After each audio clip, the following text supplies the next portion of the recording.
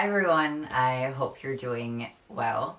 So I'm going to be talking about the books that I've read for the last 3 months, January, February, March, this year. So since last time we saw each other, I have read a few books, but I kind of didn't read so much for a while.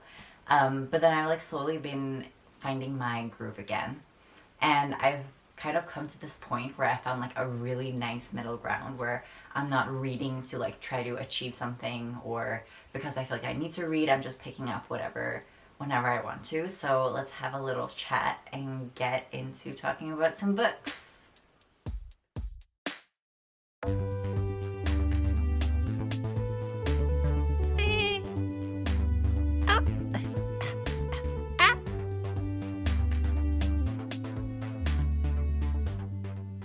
Got my little Prismo mug with some evening late day coffee.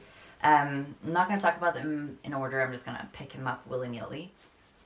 This is Stay and Fight by Madeline Fitch. I started reading this, buddy reading this with my partner almost a year ago, probably a year ago.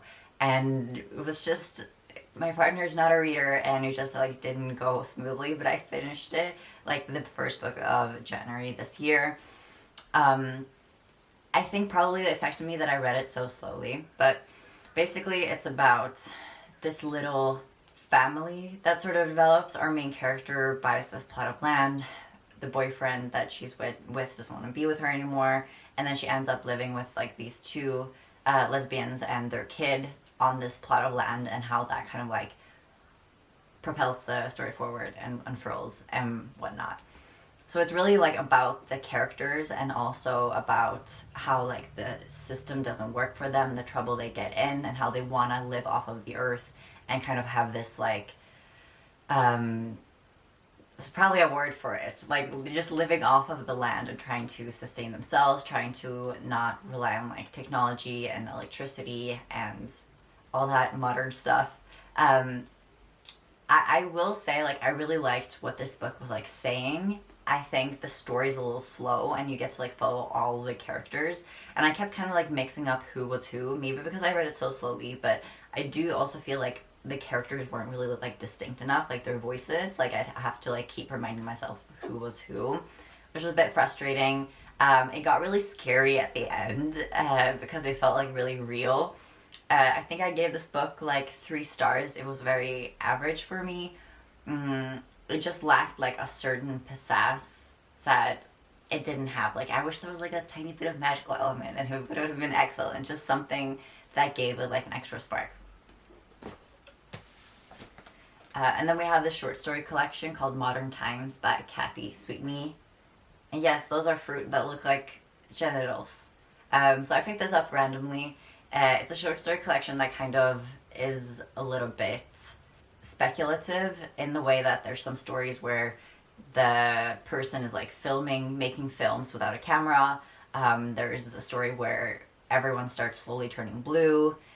There's a story where a wife kind of takes her husband's dick with her to work every day, and it's just kind of has this fairy tale narrative to it, which I usually don't like, but I think because the stories were kind of odd, and also I think they just flowed really well, they were written really well. I think I gave this 4 stars. I'm really happy with this as a short story collection. And it's funny because some of the short stories kind of felt they took place in medieval times or folklore, but then they would have technology or something would bring it back where it felt it actually wasn't from way back, which I found kind of interesting. But as far as short stories go, not bad. I also listened to this on audiobook, Poor Little Sick Girls by Ian Gamble. I listened to it as an audiobook. Also, the author narrates it, which just makes it all the better. So I actually listened to this, a lot of it, when I was on the bus from Copenhagen to Gothenburg, and it was super early in the morning, so I slept a little bit while I was listening to it, and I didn't go back to catch it up, so I don't remember it super well. What I will say is that I really enjoyed the audiobook. I didn't only listen to it on this trip, and all the chapters are divided into different, should I tell you what it's a nonfiction.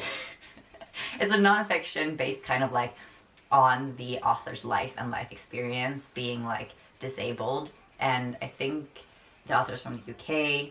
I really should be able to go more in depth on this. I think I just remember there was this one part that I like didn't agree with the perspective that the author had, and it kind of mixes like personal experience with like their political views or criticism of like the system or like more philosophical stuff. So I do feel like the book had like a really good balance of these different things, and I feel like if you like can relate to the experience of the author, like you'll probably gain a lot from this. I think a lot of people will feel like very seen with this book and like with this perspective, so I really appreciated reading it. The plan was to read it in physical copy, which is why I have it in physical copy. The cover is really, really stunning, but as far as audiobooks go, I recommend it. Should we talk about some comics before I just burn off all the non-comics? This is a comic called Unfamiliar by Haley Newsome. It's about this witch that kind of like moves from where she grew up because she didn't like fit in, and she went to like a regular school, I think, and she got kind of bullied, and so she goes to this new town that's like more surrounded by witches and magical things to like make a life there. But the house that she gets is like haunted, and so the whole book is about her trying to find people who can exorcise these ghosts from her house. It's really cute. I'll put some like, I don't know if you can see, but the illustration style is just super adorable, and like the way that the faces are drawn, the color scheme is really nice. I think definitely like the most enjoyable part for me about this book was the illustration style, and like just it's very inspiring when it comes to like, yeah, comic formats and colors and everything. Like it's just so nice. I do feel like the story was like a little bit simple and it's not very deep. It's just like more fun and playful and doesn't have like great conversations and stuff like that. But I enjoyed it. I probably gave it like a 3-star or something like that. But I feel like it's one of those comics that like if you're into comics or graphic novels, or like if you have a special interest in it, you will enjoy it. But if you're not, you probably won't. But it's just really cute. I liked it. This I just picked up like on a rainy day where I just like felt like reading something. So I read, is this the second one? Yeah, I read the first one, I Hate Fairyland by Scotty Young, way back. Not way back, probably 1.5 years ago, something like that. And I've had the rest of the comics, I think it's 4 volumes, like just in my bookshelf waiting for me, and it's like the perfect book to just like pick up and just continue reading. It's basically about this young girl that when she turns a certain age, or when everyone turns a certain age, or some kids turn a certain age, they go to this land or place called Fairyland, and they have to like complete this quest. And it's supposed to be really easy, you just like finish it in a day, but she gets stuck in Fairyland, and she basically grows older there till she's like 40, and she's stuck in this young kid's body in this magical place with like cutesy stuff, with this very cynical mindset of a 40-year-old, because this sucks, and she becomes very violent, and the illustration style is like very graphic, very bloody and stuff like that. It's just very fun. I do feel like this one, between like the chapters or like volumes, like the volumes within this collection, what are they called?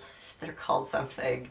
I do feel like there was like a gap in between the plot, like it didn't continue throughout it. And I think it's kind of like with the first volume, we introduced the world, so the story makes sense throughout it, and then the other volumes are kind of more like about her in this world. And I do wish it was like continuously a red thread throughout it, but I do understand like when there's comic editions like this, like why it's structured this way. But I enjoyed it. It's just a fun time. Yes, and then I picked up this Cosmo Knights. So Sage has a really old video about like trans characters in comic books or graphic novels, and I think this has been on my want to read list from watching that video for years now. And it's structured like a comic, but it's quite thick. This is a queer sci-fi story where humanity has like breached out in all these different planets, there are like queens and princesses and kings and stuff on these different planets, and these gladiators have to battle to like win the princess, and the gladiator has like sponsors, and that highest sponsor, the gladiator gets to like give the princess to the man or whatever. Very old concept for a sci-fi, but it's kind of fun. Like the setting of this like very technological future world where we can travel to different planets and have this cool gear and everything, like together with this more like traditional fairy tale. It's a fun combo. And our main character starts off with like being friends with this princess who ends up being like a runaway from this whole concept. And then she grows up, our main character, and she kind of meets the rebels who fight against this. And I think the second one is actually coming out really soon, or like just came out or something like that, which I'm really excited about because this has been out for a while and I really loved it. It was just really good. I gave it 5 stars. Yeah, I was just very excited about it. It was excellent. I don't know which pages I'm showing you, but it's all good stuff. And of course these rebels are queer. I mean, it's obvious. Okay, I'm gonna talk about these two together. I read the first volume last year and the second volume recently. This is a middle grade, what are they called? Lightfall by Tim Robert. This is like a middle grade high fantasy, but it's like the world is quite complex for like a middle grade book. But you follow our main character whose name is Bea, and she lives in a little cottage with her grandpa, who's a pig, a very wise old pig, and they live in this land called Irpa. And one day she has to go out and like pick berries or like forage or whatever. When she comes home, her grandpa has like left her a note saying, I forgot about this mission that I had to do, a very important mission. I'm gonna be back in a few days. But then she basically is like, no, I want to go help my grandpa with whatever the heck this is. And she meets this ancient creature, Galdurian, who is basically said to be extinct, and they go on a trip together to find the grandpa, and it all just like unspools from there, and the plot just very much thickens. It gets really deep, and the lore gets really deep, which is something I really enjoy. And the art style, I'm just like, how can you create 2+, it's gonna be a trilogy, I think, thick volumes of like all this art? Like this must have taken you freaking ages. It's just so detailed and earthy, and there's so many like good nature shots, and this world is so visual, and I can imagine like how it is and all these creatures and cities, and it's really good. I gave the first one 5 stars and the second one 4 stars, just because I think I was getting tired of the world a little bit. Like they're always going on a journey, and historically I'm not a huge fan of like journey books in general. I've actually only read 1 manga this year. I got really into manga last year when I wasn't doing booktube, especially like explicit manga. Just, you know, tea does things to you. So this one's called Secret XX by Meguri Hinohara. So obviously I got this because there's bunnies on the cover and it's gay. So that's it. It's about this guy who every day goes and like stares at the bunnies outside this bunny pet shop or rescue center or whatever, and kind of like he develops a romance with one of the workers there. He really wants to work there, but he's allergic to bunnies, and that's like the conflict of it. It's gay, has bunnies, and it has drag in it, which was just like an extra sprinkle of surprise. So this book should just be like perfect for me. I did really like it. It's really fun. I think there's always just like something very surface level about some of these like queer manga. I wish they were like deeper, they gave me more substance. But all in all, it was just like really fun, and I think the plot made sense. And I do think the last probably like 25 pages could have been cut, because you think it's over and then there's like an extra plot, and by that point I was like, I'm kind of over it by now. But it was good. I think the story is pretty handsome. The story was quite handsome, little lad. The story is quite good. Okay, give 3.5 maybe, something like that. Alrighty. I also picked up this finally.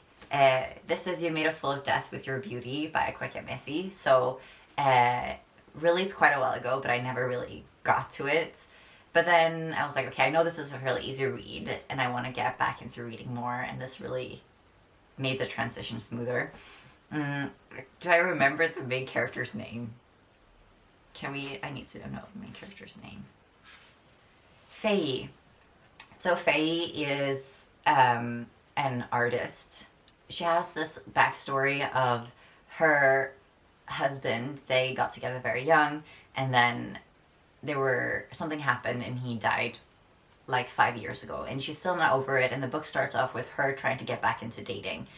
And it's essentially a romance between Faye and this other person, but it's also about like finding love again. It's about healing like from this loss she's had. It's about like queer friendships. This book is kind of like sold as like a straight romance. Someone told me it was a straight romance. I just want to scrap that for anyone watching this video. It's not a straight romance, okay? Both parties are queer, and also like this, just the plot and the essence of it is very queer, which obviously it had to be. I'm like, no way has a Quick and Messy just written a straight cis romance. I don't believe it. And I'm really very happy it turned out that way, and that it was like kind of like filled that part of me that I needed with this book. So it was really funny. This might be a spoiler, but I feel like I have to say it. She meets this one guy, and you think like, oh, this is gonna be the guy that the romance is all about, and then you're like, wait, there's another guy, and then you think this guy gonna be the romance, the romantic interest, and then you meet the third guy, and you're like, okay, this has to be the one. Anyways, it was just like so funny how like you kept thinking you got invested into like this new relationship as she got in, but then there was just more. I really liked that. There were some really nice moments in this. I really liked it. Someone said that like the sex scenes weren't great. I didn't mind any part of it. Like I wasn't really bothered by any of it. It's very sensual throughout the whole book. I gave it 5 stars. I really liked it. It was just very enjoyable and well written. I can't believe a Quick and Messy has such range, like with their literature they write. Like it's amazing. Oh yeah, I forgot about this book. Okay, very exciting. Future Feeling by Joss Lake. This I also started last year sometime, and then when I got into like the 50-page mark, I kind of put it down, even though I was very interested in it and I was very invested. Gosh, I love this book. I love this book a lot. I've also gotten kind of like in the mood of reading like a certain type of queer, speculative, sci-fi, just fun reads vibe, that I've been picking up like great picks, just really reading the books I've been wanting to read for a while. And this is sort of a near future world. You follow our main character, which I've also forgotten the name of, Penfield, who has a very special life. He lives with a gamer and a witch, and how does it start? How does the book start? He's very jealous of this online influencer. So they're both trans men, and he's kind of jealous of this online influencer who like puts up his life like it's like perfect, has like great body, plant daddy vibes, and he just wants to like curse this dude. I think there's a reason for it.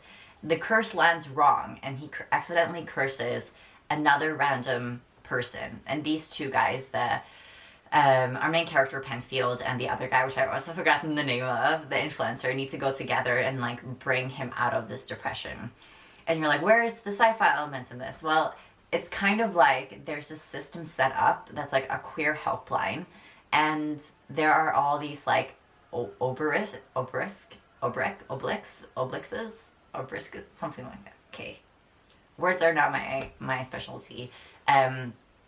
Who kind of are there to like guide trans people through their journey, and if they like get like in the hole. There's also a word for that place. And then there's all these like fun technology, and there's this fun like subway where like the colors in the subway change according to like what the general mood is of the people in it, which I think is awesome. And there's just like these fun like technology things and ways to communicate, and I just thought it was like really great and really fun, and I had a good time. And it's like about a lot of like queer, specifically queer trans mask stuff. Like if you are a trans mask person who like likes to read and is interested in something, like just pick it up, because there's so many nuggets that I feel like specifically only trans mask people like could really really appreciate, and I just like really enjoyed that. It was a good time. Also just like really joyfully written, like, well, fun. I'm done now. Okay, words are leaving me. So next I picked up Junkrat by Eleanor Richie. So this kind of just like popped up as like a recommended books for you on Goodreads, and I like the cover, so I was like, I'm gonna get it. And it turns out I'm actually taking this like comic book, not comic making course right now, like an after school, after work type of thing, minus the school and minus the work course, because I really want to like start actually getting good at making comics. And so I picked up this one. I brought it there because I was reading it and I wanted some inspiration. And my comic teacher, who went to this like fairly famous comic book like university, I don't know, in Malmö, Sweden.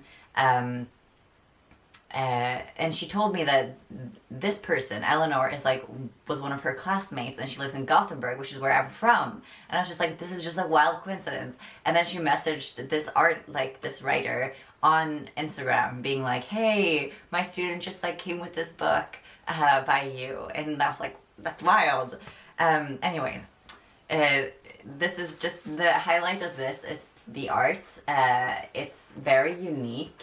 It's just like, it's very fun. I love the art style.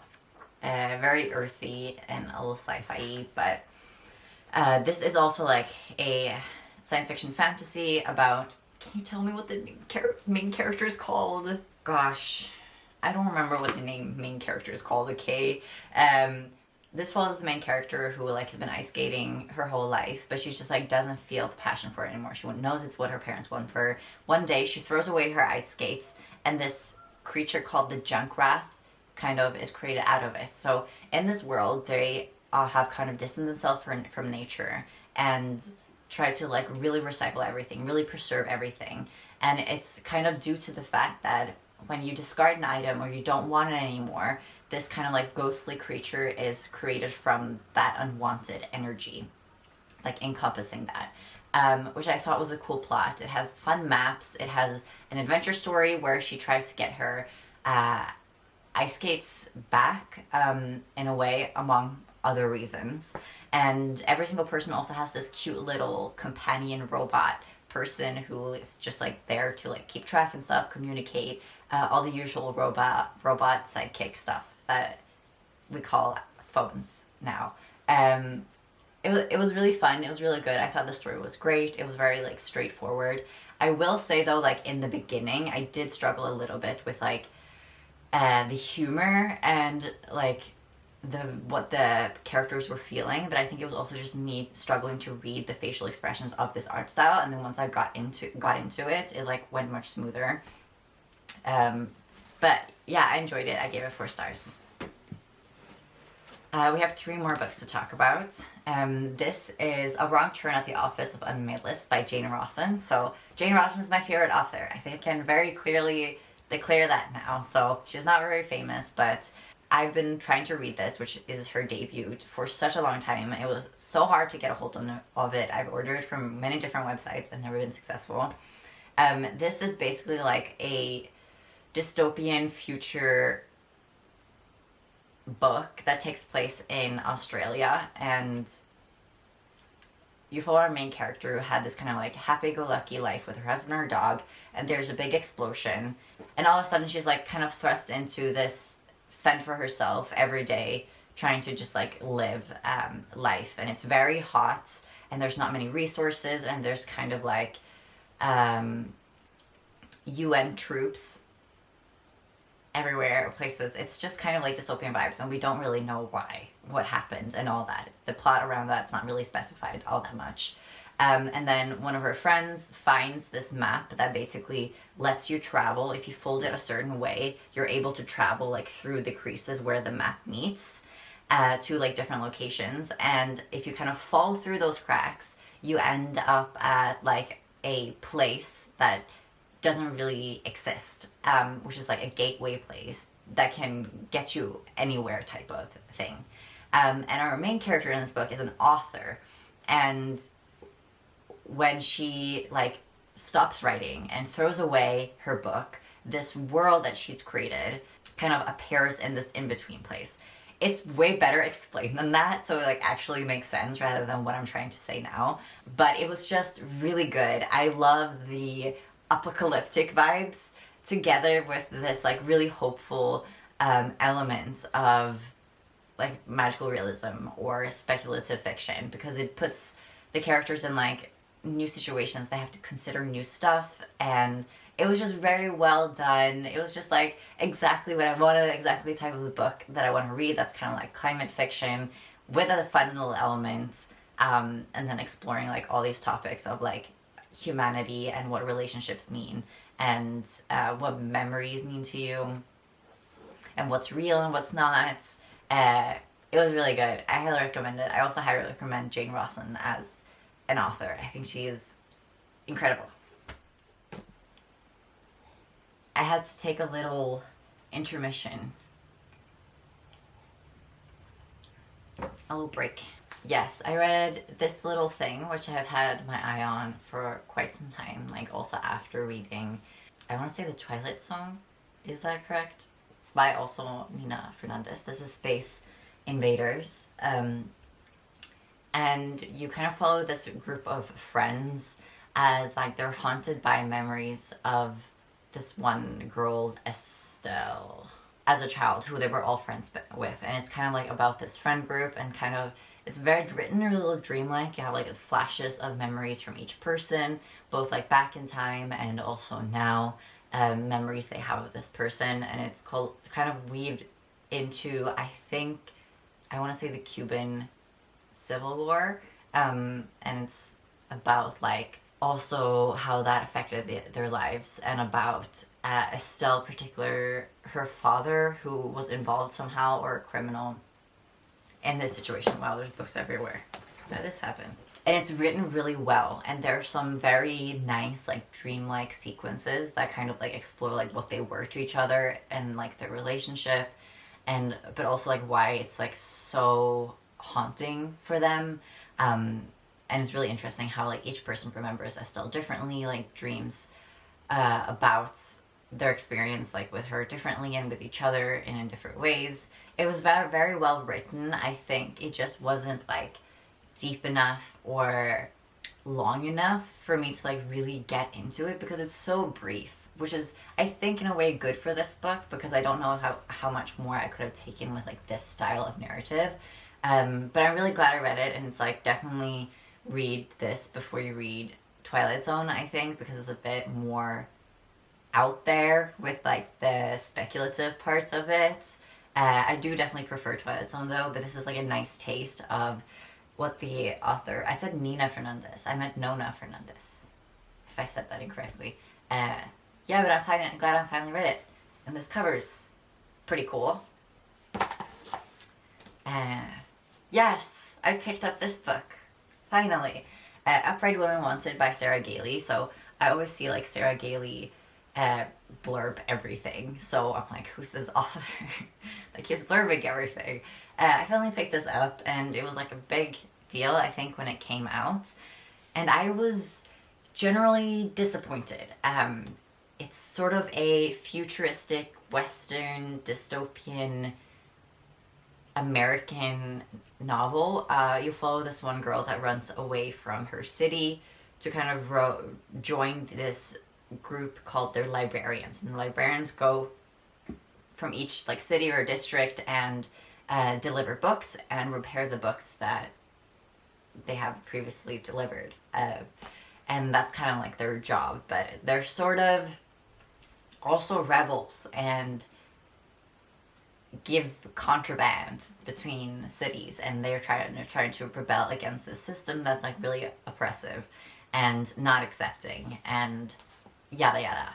And it's just, I feel like this book should have been written like more for adults, because it has like a very young adult energy to it, and I think I would have enjoyed it much more if it kind of thought higher of the reader, if that makes sense, because I do think the main character is like 18 or something like that, and she's just so oblivious to the fact that the librarians are like rebels, kind of, and it's like, we know it. Everyone, not everyone in the book knows it, but we as the reader know it, and it's so obvious. And then it's kind of at the end, it's like this big reveal, but it's like, we already know about this. So it just like, that element didn't work, and I think that it kind of made me feel like the author was underestimating the reader. And in general, I just feel like I didn't know that the characters all that well. They felt very shallow to me, and I didn't get to learn like enough about their history and their motivations to like really care about them and may have them feel real, especially since it is like a fairly character-based book.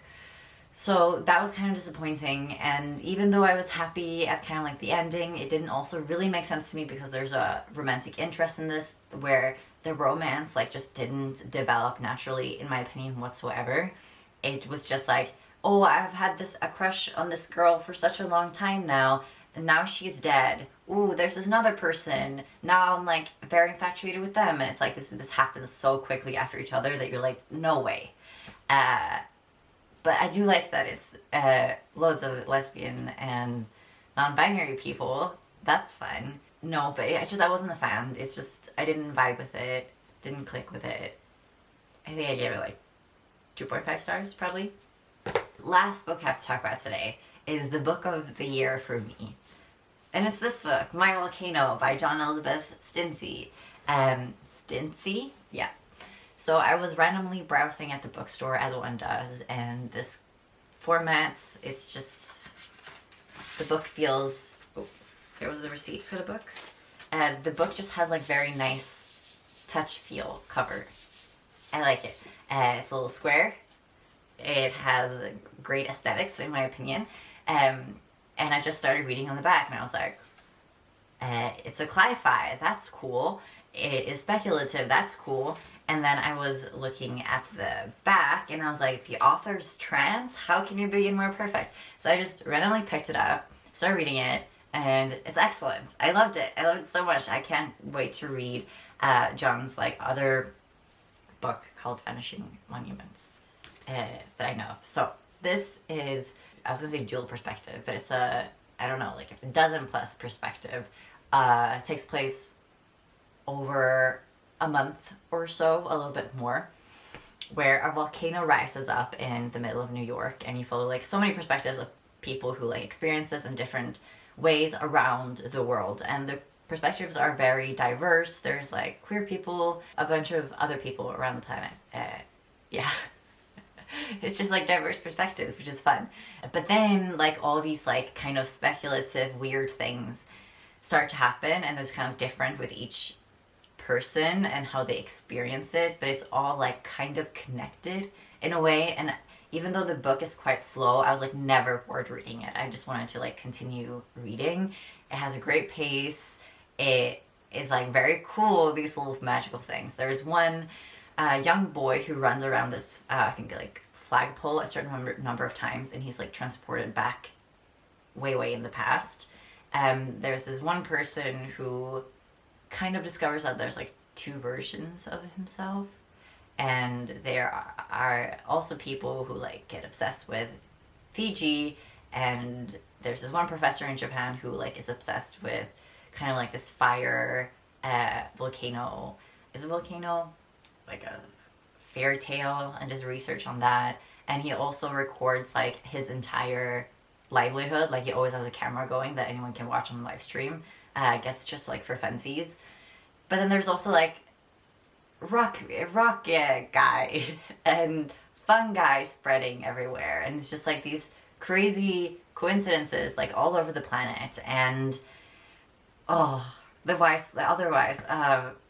people. Oh my god, I just like, I'm talking nonsense to you right now if you don't know what I'm talking about. But I was just really obsessed with the stuff that John did in this book. I thought it was really, really good. And I just like really liked it a lot. It was excellent. I highly recommend this book. A brilliant ecosystem of a novel that deals honestly with the beauty and horror of human and ecological connectedness. Climate change, time travel, startup culture, and volcanic interruptions intertwine. It's part parable, myth, science fiction, and eco horror. My Volcano is a radical work of literary arts. Yeah, it is. It's so good. I really liked it.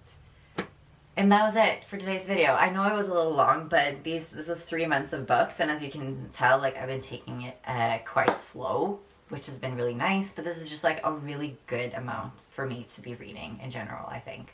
It's a good mix of like a little bit of everything. Yeah. So I hope you enjoyed this video, and comment down below any great books you read recently, or if you could give me some recommendations off the top of your head. Don't try too hard based on like this. Or if you read any of these and what your thoughts were on them. Did you agree with me? Did you disagree? And that's about it. I hope you have a brilliant day. Bye.